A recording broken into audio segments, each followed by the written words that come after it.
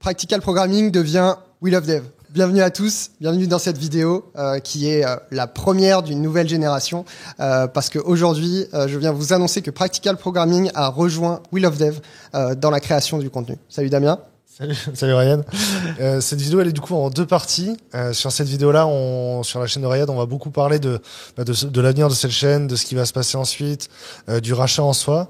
Et puis on avait aussi beaucoup de questions. Moi, je voulais poser des questions à Ryan sur plein de sujets. Il y avait des questions que vous avez posées sur Twitter, sur LinkedIn. On y répond aussi. Alors il y en aura des questions qui seront dans cette vidéo-là plutôt sur la fin et sur l'autre vidéo qui se retrouve sur la chaîne de We Love Devs aussi.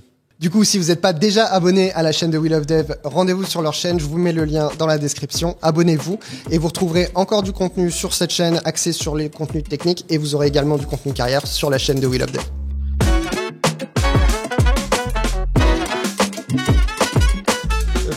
Tu m'as dit que Practical Programming, l'histoire, ça commence en 2019 ? Ouais, alors moi en fait je suis moi-même issu de reconversion. J'ai fait ma reconversion en 2016. J'ai commencé mon premier poste de développeur en 2017. Et c'est qu'en 2019 où j'ai commencé à avoir un énorme flux de développeurs issus de reconversion commençaient à avoir du mal à s'insérer sur le marché de l'emploi. Et ça, je l'ai vu à travers des tweets et des posts sur LinkedIn où de plus en plus de candidats à la reconversion avaient du mal à mettre le pied à l'étrier, à démarrer et donc exprimer leur mécontentement sur les réseaux. Et c'est là où je me suis dit, j'ai eu de la chance, je suis passé en amont de la vague, je peux aider ces candidats à démarrer. Et c'est comme ça que l'idée de Practical Programming a démarré. Le problème à l'époque, il y avait beaucoup de postes, il y avait une masse de postes de gens.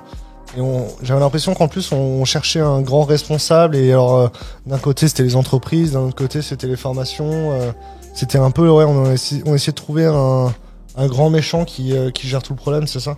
En fait, c'est ça. On en avait déjà discuté dans différents lives qu'on avait fait ensemble, mais on passait le blâme entre les recruteurs et les formations. Il y avait une quantité de formations assez énorme, les formations étant financées par Pôle Emploi, donc on se retrouvait avec un nombre de candidats à la reconversion qui était vraiment énorme et beaucoup plus élevé que le nombre de postes qu'il y a vraiment à la sortie. Donc d'un côté, on a une promesse d'un organisme de formation qui promet un métier où il y a de l'avenir, il y a de l'emploi et il y a un bon salaire. On a Pôle Emploi qui va financer ça et on arrive avec des candidats qui sont pleins d'attentes, pleins d'espoir, mais qui se rendent pas compte en fait que la difficulté qui va se passer à la fin, au moment où on va vous lâcher la main de la formation est terminée, débrouillez-vous. On se rend pas compte de la difficulté qui se passe à ce moment-là. Toi, pourquoi ta reconversion à toi, elle s'était bien passée ? Est-ce que c'était une question de momentum ou est-ce que tu avais des atouts ?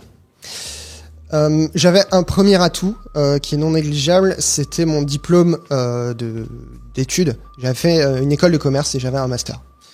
Et alors c'est dans le commerce, ça n'a rien à voir avec la tech, ça ne m'apportait aucune compétence tech.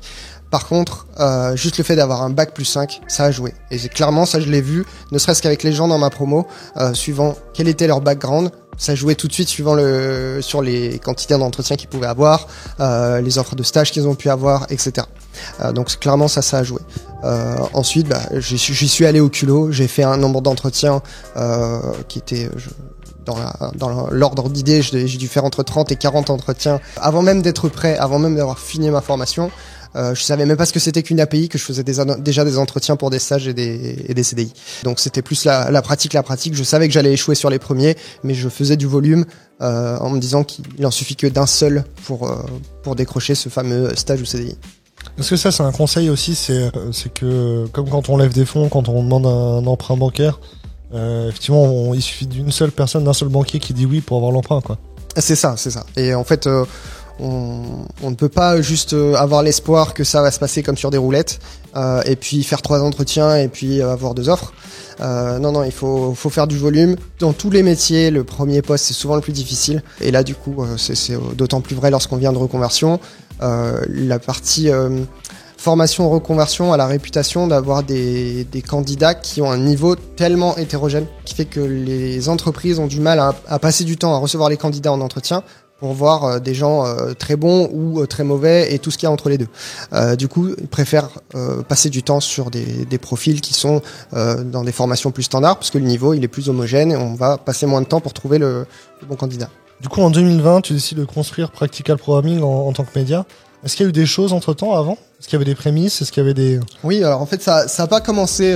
l'idée, c'était pas forcément de faire un site, un blog, la chaîne YouTube qui va avec, etc. dès le début. J'ai commencé en postant des conseils sur LinkedIn.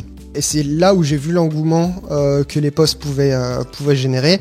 Honnêtement, j'ai halluciné. Il faudrait que je reprenne les chiffres de mes premiers posts sur LinkedIn. J'ai 11 000 followers sur LinkedIn. J'ai 11 000 followers aujourd'hui. Et lorsque j'ai posté, je devais pas du tout avoir ce chiffre-là, mais lorsque j'ai posté les premières fois, j'ai eu quasiment une centaine de milliers de vues et des centaines de commentaires, des réactions, voilà, beaucoup de réactions. Et c'est là où je me suis dit, ok, j'ai touché un sujet sensible, je pense qu'il y a quelque chose qui va intéresser des gens, donc je vais pouvoir m'investir, passer du temps dessus et j'ai des conseils à donner.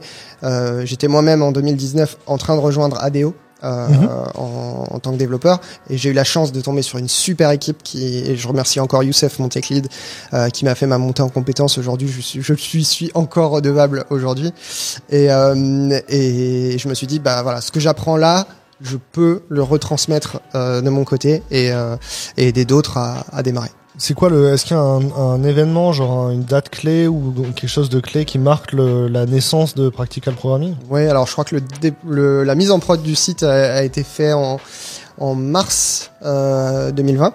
Et en fait, entre-temps, j'avais déjà travaillé pendant 3 mois pour créer les premiers articles, etc. Donc je voulais créer un blog vraiment tech où on allait démocratiser vraiment la tech au départ. C'est qu'après que je me suis intéressé à la partie reconversion, travailler son employabilité, vraiment les soft skills, parce que c'était un sujet qui intéressait beaucoup. Mais dans un premier temps, on était vraiment axé sur du Node.js, du MongoDB, comment mettre en place une API, ce genre de choses. Est-ce que c'est parce que c'était des choses qui t'intéressaient à l'époque, ou est-ce que tu penses que c'était utile pour ton audience pour trouver du travail? Clairement, c'était des choses qui m'étaient utiles aussi, ouais. Parce que coucher sur le papier des choses qu'on a compris, ça aide à mieux les comprendre. Et c'était ce projet-là, Practical Programming, m'a autant aidé que j'ai pu aider d'autres personnes, dans le sens où clairement ça m'a permis de construire mes pensées, de mieux comprendre des concepts, et tout ça en transmettant. Donc clairement, le démarrage sur la partie tech était un moyen de m'assurer que j'avais bien compris. Parce qu'on va éviter de publier des conneries, donc on s'assure de ce qu'on dit au moment de la rédaction avant de publier. Alors le premier serveur, c'était un WordPress? Le premier, c'était un WordPress, ouais. Alors moi, je suis développeur JS, donc étonnamment un développeur JS qui fait pas son propre site. Mais je faisais du Node, donc je faisais quasiment que de l'API, et le front-end, c'était quelque chose qui me faisait vraiment peur. J'avais peu touché avec Vue.js et j'avais à cette époque-là pas touché du tout à React. Donc je voulais aussi un truc efficace, c'est-à-dire je voulais pas prendre le temps de monter un site pour que personne vienne dessus. Donc j'ai démarré avec WordPress, j'ai travaillé sur le référencement naturel, donc j'ai travaillé avec aujourd'hui un pote qui m'a aidé sur le référencement naturel de Practical Programming, et c'est qu'après avoir eu un certain volume de trafic où je me suis dit ok, maintenant je veux faire d'autres choses, des choses que WordPress sera moins flexible, donc je développe mon propre front-end. Du coup, ça va redevenir en WordPress aujourd'hui. Oui, effectivement. C'est en WordPress. Ouais. Entre-temps, je suis passé sur Ghost. J'ai requitté mon... Ah, parce que t'avais fait ton propre back en Node, hein? Non, en fait, j'avais un Next.js sur le front-end avec son propre back for front. Ouais. Et puis j'utilisais Sanity, Sanity.io pour l'aspect CMS. Ouais. Et en fait, je voulais vraiment expérimenter le principe des sites statiques, les générateurs de sites statiques. J'avais des performances, des performances de temps de chargement, etc., qui étaient vraiment bonnes par rapport à ce que j'avais sur WordPress avant. Et puis c'était génial, je codais mon propre site, j'ajoutais les fonctionnalités, etc. Par contre, à un moment donné, je me suis dit que c'était pas viable. À chaque fois que je voulais modifier quelque chose, il fallait que je repousse du code, etc. Je sentais que ça pouvait être fragile. Donc c'est là où je voulais retester la plateforme Ghost pour utiliser Practical Programming dessus. Je voulais gérer l'aspect membership dessus. Ouais. Voilà, c'était la dernière step avant We Love Devs. C'est quoi tes conseils pour des gens qui voudraient se mettre à créer du contenu, monter un blog, etc. Ouais, alors c'est une super idée et initiative de vouloir créer du contenu, et on est trop peu à vouloir le faire. Je remercie les différents contributeurs qui contribuent aujourd'hui sur la communauté francophone. On peut citer Benoît de Artisan Développeur, on peut citer Nicolas. Je crois que son blog s'appelle Code Garage aujourd'hui. Ouais. Donc on est plusieurs à créer du contenu, que ce soit en vidéo ou à l'écrit. Maintenant, si vous voulez commencer à créer du contenu, commencez là où l'audience est. Donc c'est sur les réseaux sociaux. Que ce soit Twitter ou LinkedIn, commencez à publier des choses, vos idées. partagez vos idées. Et voyez les réactions. S'il y a des réactions, ça veut dire que le sujet intéresse. Et là, vous pouvez commencer à penser à votre propre plateforme. Ça peut être une newsletter. Donc, il y a du Substack, il y a Beehive, il y a plusieurs plateformes qui sont sympas pour faire de la newsletter. Ou sinon, c'est sur un blog ou un site un peu plus classique, on va dire. Et là, un WordPress ou un Ghost fait très bien le travail. Évitez de vous dire que vous allez développer vous-même quelque chose, même si vous en avez envie, même si vous en êtes capable. Parce qu'en fait, c'est du temps que vous passez à ne pas créer. Et on peut pas être partout, donc si la valeur que vous apportez c'est le contenu, bah, faites-le sur une plateforme existante. Si votre plaisir c'est de coder, bah, codez quelque chose pour vous, mais pas pour en faire une plateforme vous-même, quoi. Ouais, je suis assez d'accord. Il y a aussi d'autres intérêts. Le fait d'avoir un CMS, en fait, ça te donne des process aussi. Et quand tu fais ton site toi-même, en fait, tu te retrouves à avoir tout le process de rédaction, de création de contenu qui est dans des Google Docs ou qui traîne dans des notepads, etc. Le CMS, il te donne un peu un process de création aussi. Il te permet de, tu te retrouves que tu te rends compte que t'as un brouillon qui traîne. Ah bah tiens, je vais le reprendre. C'était quoi l'idée? Le CMS, il processise, et puis demain, si tu veux collaborer avec d'autres gens, tu leur crées un compte sur ton CMS. Exactement. C'est chose que je pouvais plus faire à partir du moment où j'avais créé mon site sur Next, où j'avais basculé de WordPress à Next. Le CMS que j'utilisais m'autorisait d'avoir que un seul admin. Sinon, fallait que je bascule sur un plan payant à plusieurs centaines de dollars. Donc, je ne pouvais plus donner un accès auteur à quelqu'un. Il fallait qu'il me le rédige sur un doc et que je le mette à son nom derrière, etc. C'était plus compliqué. Est-ce que c'est déjà à quel moment vient l'idée de vouloir monétiser? En fait, initialement, le projet Practical Programming, c'était comment est-ce que je fais pour moi égoïstement. L'idée, c'était de mettre mes connaissances sur papier pour pouvoir mieux comprendre, avoir de la visibilité à titre perso.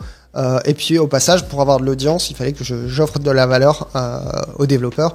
Donc je crée du contenu qui les intéresse, qui leur apprennent des choses. Ça m'a pris beaucoup de temps. Clairement, ce que je disais tout le temps, c'est que j'ai un temps plein et demi, mon temps plein chez ADO en tant que développeur, et puis l'équivalent d'un mi-temps à côté pour développer le contenu de Practical Programming. Du coup, ça prenait beaucoup de temps, je le faisais avec beaucoup de plaisir, mais j'avais toujours cette fibre entrepreneuriale, et pour moi, il fallait qu'il y ait un objectif économique derrière pour que ça puisse être soutenable dans le temps, et que ce soit pas juste une tendance qui va s'éteindre au bout de quelques mois. Donc j'ai testé plusieurs choses. J'ai créé un cours en ligne. C'est la première chose que j'ai fait, c'est que j'ai créé un cours en ligne sur Node.js, qui est d'ailleurs toujours disponible. Ensuite, j'ai itéré, j'ai proposé du coaching pour des développeurs qui étaient en train de faire leur reconversion. J'ai proposé un cours en ligne pour justement ces développeurs qui voulaient faire cette reconversion. Et puis, je poussais l'idée, j'ai créé du contenu pour entreprises, etc. Donc c'était les différentes pistes de monétisation que j'avais pour Practical Programming. Je me rappelle, on avait discuté à l'époque, et il y avait un truc que je trouvais très intéressant dans ton approche. C'était que, par exemple, la landing que tu avais fait pour le coaching, en fait, tu avais regardé les landings des autres. Et je sais pas si tu avais proprement fait un benchmark, mais quand je t'ai demandé pourquoi tu as fait ça et pas ça, ta réponse c'est simplement tout le monde fait comme ça. Et en vrai, quand on commence, c'est la meilleure des choses à faire, quoi. C'est ça. En fait, c'est un métier de faire des landing pages ou des pages de vente et gérer la conversion, etc. Quand on gère tout, on est solopreneur et qu'on essaye de faire tout ça, le mieux c'est de copier. Copier ce qui se fait et puis itérer ensuite en fonction des résultats que ça donne. Puis en vrai, les autres ont déjà fait de l'A/B testing, les autres ont déjà un trafic, ils ont passé des années à réfléchir.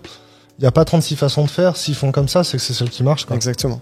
Après, il faut faire un peu attention, parce que des fois, on copie quelqu'un qui a l'air de marcher, mais en fait, il marche pas du tout. C'est clair, mais ça on le saura qu'à la fin. Mais au final, moi, ce que je me suis dit, c'est si ça marche ou pas, ce sera pas lié à la page de vente en elle-même, c'est le produit. Soit le produit répond à un besoin et il a un bon prix. Bon prix, c'est le prix que les clients sont prêts à payer, tout en sous contrainte que ça fasse du sens économiquement pour celui qui crée le service. Si le produit est bon, on aura un minimum de conversion et après on peut essayer d'optimiser. Mais si ça marche pas, c'est pas la page de vente, c'est le produit.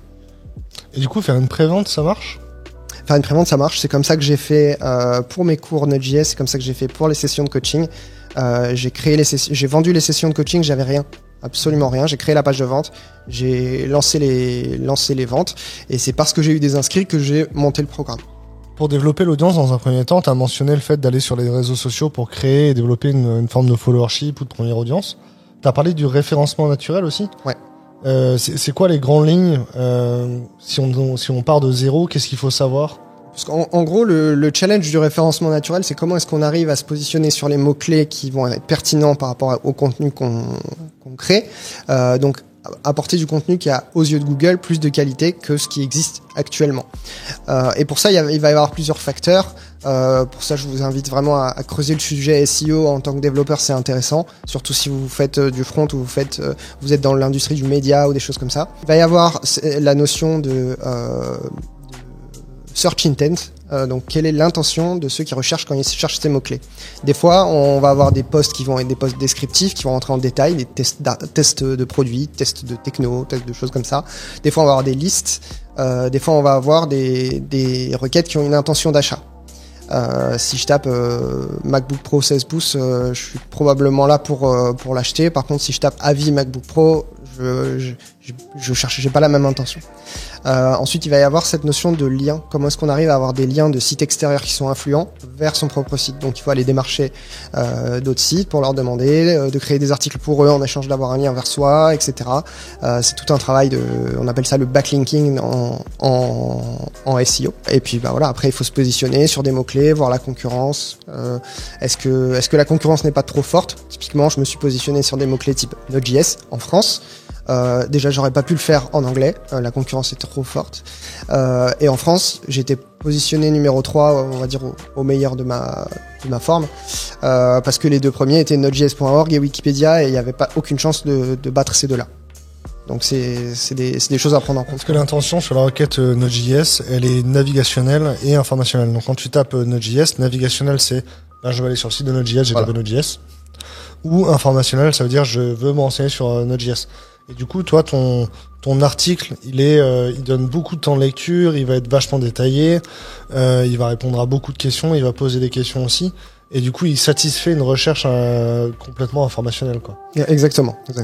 Cool. Un bon conseil si on n'y connaît rien en SEO, je pense, c'est de regarder ce qu'il y a comme résultat sur la recherche. Si quand on tape Node.js, il y a le site de Node.js et après il y a des articles de blog, c'est clairement c'est informationnel. Et là, ce que j'ai trouvé intéressant ce qui est pas conventionnel dans ce que t'as fait, c'est que t'as pas hésité à faire des articles très longs, très détaillés et très exhaustifs, quoi. Ta page sur Node.js, c'est pas juste un article de blog avec une accroche du type Node.js c'est cool. Non, c'est un contenu complet. T'as fait quoi, 2500 mots? 4000? Ouais, il y a un bon 3000 mots faciles sur cet article-là. Après, ce qu'il faut savoir, c'est qu'elle ne vit pas toute seule, cette page. Elle est toujours liée avec d'autres sous-pages, parce qu'en fait, on construit un peu comme un arbre où la page Node.js c'est le tronc, mais derrière il y a les racines et qui vont aller chercher différentes choses, différents sous-articles. Et typiquement, une des pages qui a été le plus populaire, à mon grand étonnement, c'est comment installer Node.js sur Windows. Donc l'article est d'une pénibilité à faire incroyable, parce que littéralement installer Node.js sur Windows, c'est télécharger l'exécutable, faire suivant, terminé, mais il faut en faire un article. Ouais. Et parce que la question elle est posée, parce que Google s'attend à ça, et donc si on propose pas ça, on est moins bien qu'un site qui propose ça. Ouais. Du coup, sur ta page Node.js, il y a des liens vers des articles. Exactement. Et tout ça doit se lier en interne, faire du sens pour mettre en avant la grande page. Google va comprendre que la grande page, c'est là où on met l'effort et c'est là où il y a le gros de la qualité. Mais il a aussi besoin de voir qu'on traite le sujet en fond à travers différents articles. C'est ce qu'on appelle la hiérarchisation du contenu. C'est ça. Mais du coup, t'as jamais eu peur de cannibaliser ton contenu, justement d'avoir deux pages qui vont se mettre sur la page Node.js? C'est souvent une question qui se pose en SEO, c'est comment est-ce qu'on fait pour pas trop cannibaliser son contenu. Et comme tout en SEO, c'est tellement une black box qu'il n'y a que l'essai qui marche. Donc on essaye. Si on voit qu'on peut essayer de mettre sa page en redirection temporaire, voir comment on réagit sur les rankings Google. Puis si ça va pas, on revient en arrière. Il faut essayer des choses. Il n'y a pas de vérité générale sur la partie SEO. Ouais, le taf que tu as fait sur le SEO, il est vraiment important. C'est pour ça que nous on achète, c'est parce que les mots-clés sur lesquels tu es ranké, c'est les mots-clés où nous on n'est pas positionné. Parce que nous aussi on a cherché vachement... nous, ce qui est important dans notre quotidien, c'est de se battre pour job Node.js. Ouais. Là où tu vas avoir les autres job boards et du coup l'intention elle est transactionnelle à cet endroit-là. Et donc Google il va pas faire remonter des pages avec du contenu sur Node.js, il va faire remonter des pages avec des portails d'annonces. Et nous du coup on a construit nos portails d'annonces et notre effort il est de se battre pour être sur ces portails d'annonces là. Merci à tous pour votre attention pour cette dernière vidéo pour moi, pour Practical Programming qui devient Wheel of DevStack maintenant. J'espère que ça vous a plu. N'hésitez pas à mettre un pouce bleu parce que c'est bien pour l'algo. Allez vous abonner sur la chaîne Wheel of Devs classique si vous ne l'êtes pas déjà. Merci Damien pour ton temps, merci pour tous les échanges qu'on a pu avoir à travers ces 2 dernières années. Et puis je reste aux alentours. C'est avec plaisir que je repasserai sur une de ces 2 chaînes ou les 2 pour parler de différents sujets tech ou sujets carrière. En vrai, c'était très cool. Et du coup, on te suit principalement sur LinkedIn pour voir tes nouveaux contenus à venir. Exactement, mes contenus sortiront d'abord sur LinkedIn avec un relais sur Twitter. À bientôt, merci beaucoup. À bientôt.